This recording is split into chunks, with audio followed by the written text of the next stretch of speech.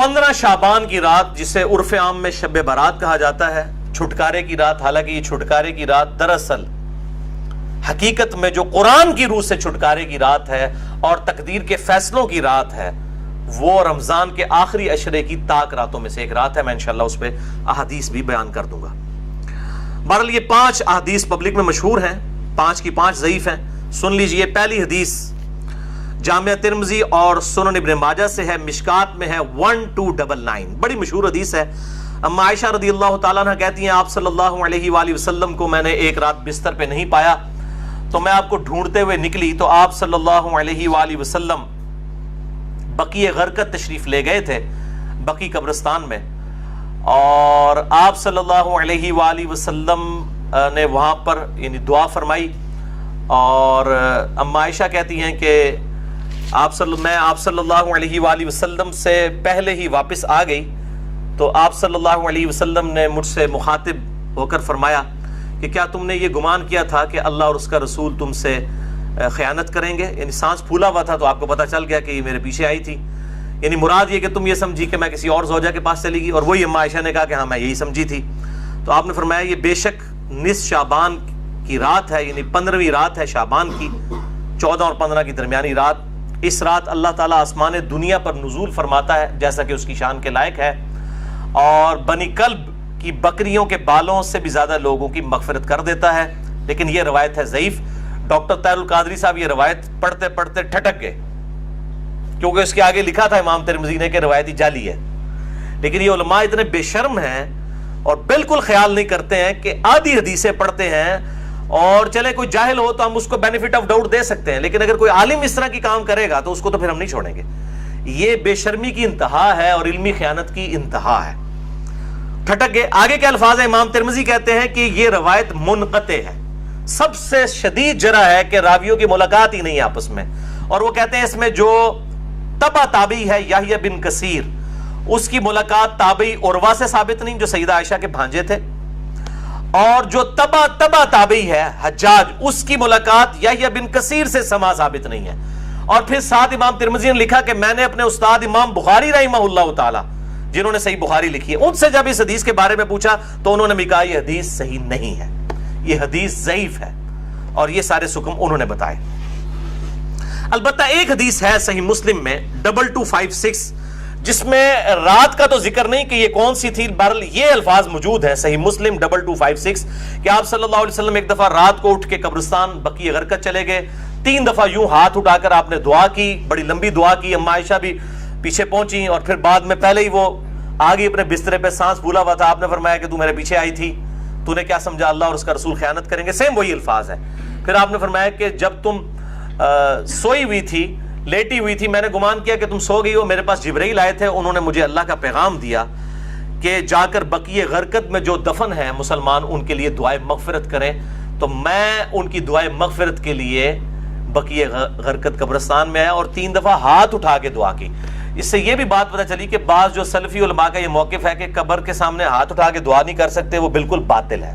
قبر کے سامنے ہاتھ اٹھا کے دعا کر سکتے ہیں، اور اس میں یہ نہیں ہے کہ وہ قبر والے سے مانگ رہے ہیں، وہ آپ اللہ ہی سے مانگ رہے ہیں۔ نبی صلی اللہ علیہ وسلم نے بقیع غرقد قبرستان میں 3 دفعہ ہاتھ اٹھا کے دعا کی، صحیح مسلم 2256۔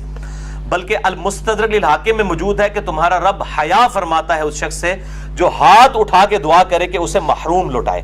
ہاتھ اٹھا کے دعا کرنا یہ افضل عمل ہے، اور آپ ہر دعا کے لیے، ایون نماز کے بعد بھی آپ اجتماعی دعا کی بات نہیں کر رہا، الگ سے جو آپ دعا ہاتھ اٹھا کے کریں تو زیادہ بہتر ہے، نہ بھی اٹھائیں تب بھی ٹھیک ہے۔ ہم ٹائلٹ میں جاتے وقت ہاتھ اٹھا کے دعا کرنے تو نہیں جاتے، کر کے جاتے، یا بسم اللہ جو ہم پڑھتے ہیں کھانے سے پہلے ہاتھ اٹھا کے تو نہیں، دونوں طریقے سے بہتر ہے کہ آپ ہاتھ اٹھا کے کریں، اس سے بغیر بھی بالکل ثابت ہے۔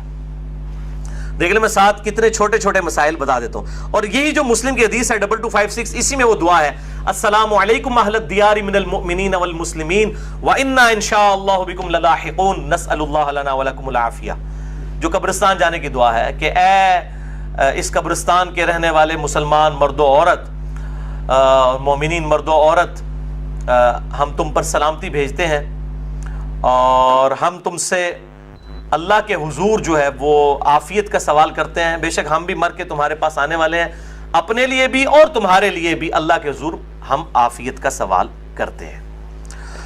دوسری حدیث شعب الایمان، امام بیہقی کی کتاب میں ہے 1305، مشکات کے اندر اس کا نمبر ہے، اور یہ ویسے پرائمری کتاب ہے امام بیہقی کی شعب الایمان۔ ام عائشہ کہتی ہیں کہ 15 شعبان کی رات تھی، اس کے بارے میں آپ صلی اللہ علیہ وآلہ وسلم نے فرمایا کہ 15ویں رات کو اس سال پیدا ہونے والے اور اس سال فوت ہونے والوں کے نام لکھ دیے جاتے ہیں، اسی رات اعمال اوپر چڑھتے ہیں اور لوگوں کا رزق بھی لکھ دیا جاتا ہے۔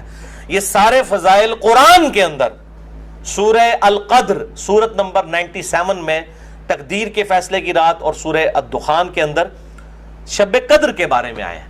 اور میرا اصول یہ ہے کہ اگر کوئی حدیث جس کو محدثین بھی ضعیف کہہ رہے ہوں اور وہ قرآن سے بھی ٹکرا رہی ہو تو اس کو ریجیکٹ کرنا بالکل آسان کام ہے۔ اس حوالے سے وہ حدیث بھی میں انشاءاللہ بعد میں بتا دیتا ہوں۔ تو یہ روایت بھی منقطع ہے، اس میں ابن حارث جو تابعی ہے اس کی سیدہ عائشہ سے کوئی ملاقات ثابت نہیں ہے، یہ منقطع روایت ہے۔ اور دوسرے طریق میں ابن کثیر العبدی ضعیف راوی ہے۔ البتہ جو شعبان میں اعمال اللہ کے حضور چڑھائے جاتے ہیں وہ حدیث ٹھیک ہے، سنن نسائی 2359 جو ہم آلریڈی ڈسکس کر چکے ہیں۔ تیسری حدیث سنن ابن ماجہ سے ہے 1306، مشکات کے اندر اس کا نمبر ہے، اور اس حدیث کو وہ ضعیف جمع ضعیف برابر ہے حسن کا فارمولہ لگا کے شیخ البانی نے صحیح کہا ہوا ہے۔ اور اس میں مجھے ایک لطیفہ بھی ضمناً یاد آ گیا، آج سے کئی سال پہلے اسلام آباد میں ایک اہل حدیث عالم جو ہے وہ بریلویوں پہ گرج رہے تھے، یہ بدعت ہے اس رات میں عبادت کرنا، کوئی ثابت نہیں، کوئی حدیث نہیں۔ تو میں نے ان کو ایک چٹ لکھ کے بھیجی کہ آپ کے جو روحانی ابا جان ہیں محدث اعظم سعودیہ شیخ ناصر الدین البانی، انہوں نے تو یہ سنن ابن ماجہ کی روایت کو جو مشکات میں 1306 ہے اس کو تو صحیح کہا ہوا ہے، تو مہربانی کر کے یہ جتنا غصہ ہے یہ البانی پہ بھی نکالیں آپ۔ تو اگر آپ کہتے ہیں اس کی اجتہادی غلطی ہے تو ان بیچاروں کو بھی اجتہادی غلطی کہہ کے چھوڑ دیں، یعنی آپ نے دوغلی پالیسی کیوں رکھی ہے؟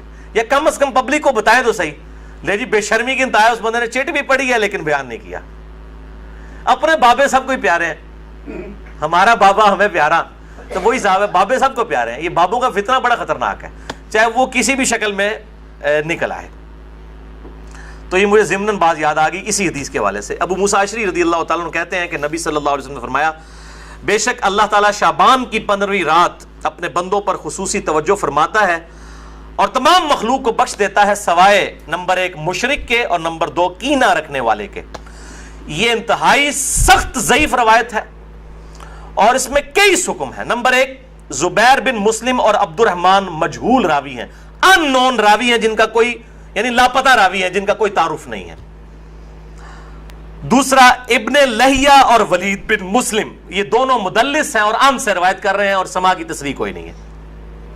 اور شیخ زبیر صاحب نے مشکات 1306 کے فٹ نوٹ پہ لکھا کہ اس کی جو سند ہے یہ ظلمات میں ڈوبی ہوئی ہے، یعنی کسی صورت ہی حسن درجے تک نہیں پہنچتی ہے، یہ تو ضعیف میں بھی سخت ترین ضعیف روایت ہے۔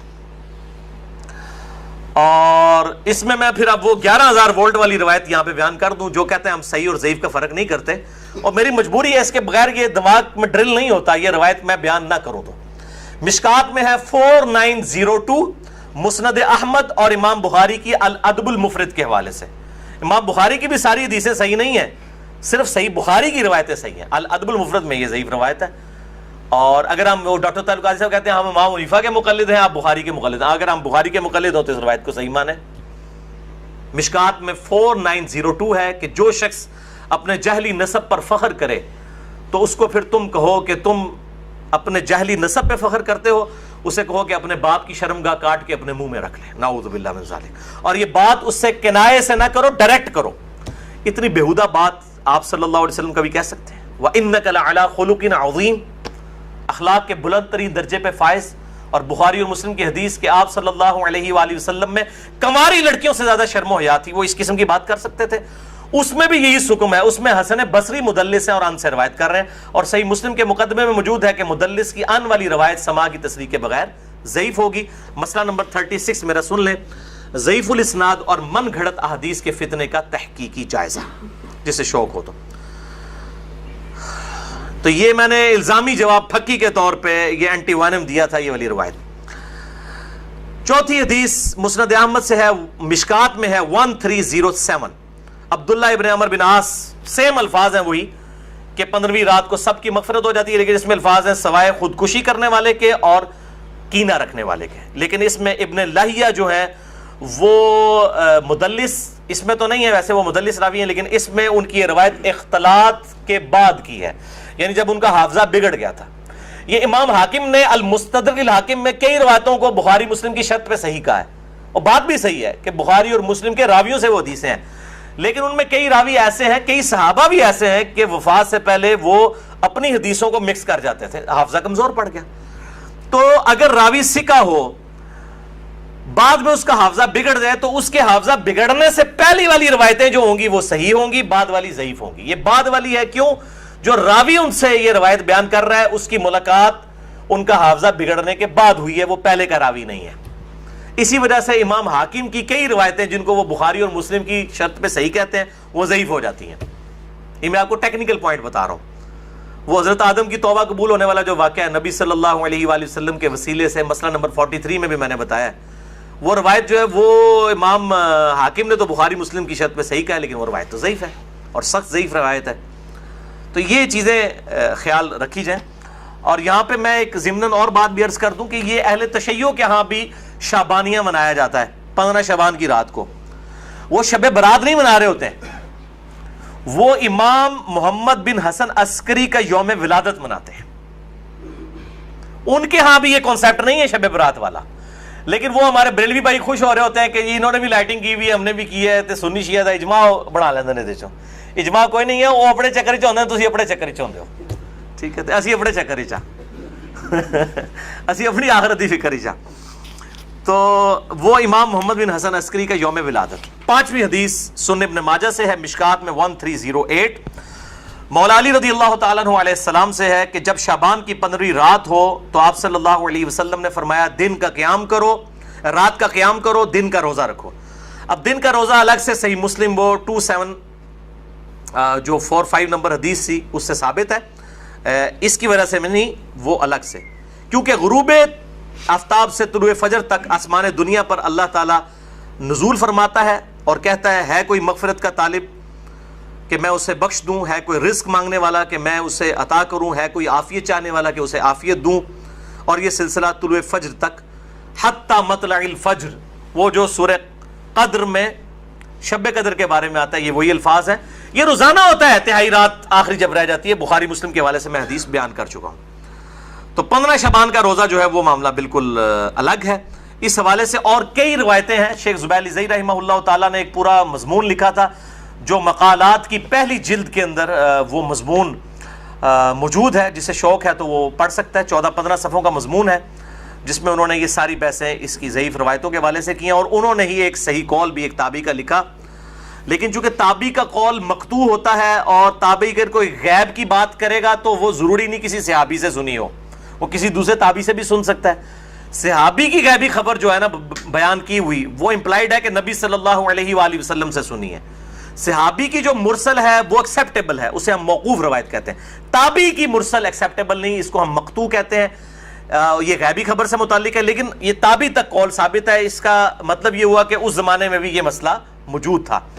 مکحول تابعی ہیں شام کے، یہ مشہور تابعی ہیں، اور ان کے بارے میں مشہور ہے کہ اکثر مرسل روایتیں چھوٹے ہوئے واسطوں والی بیان کرتے تھے. شعب الایمان امام بیہقی کی کتاب میں انٹرنیشنل نمبر کے مطابق 3671 نمبر یہ روایت ہے.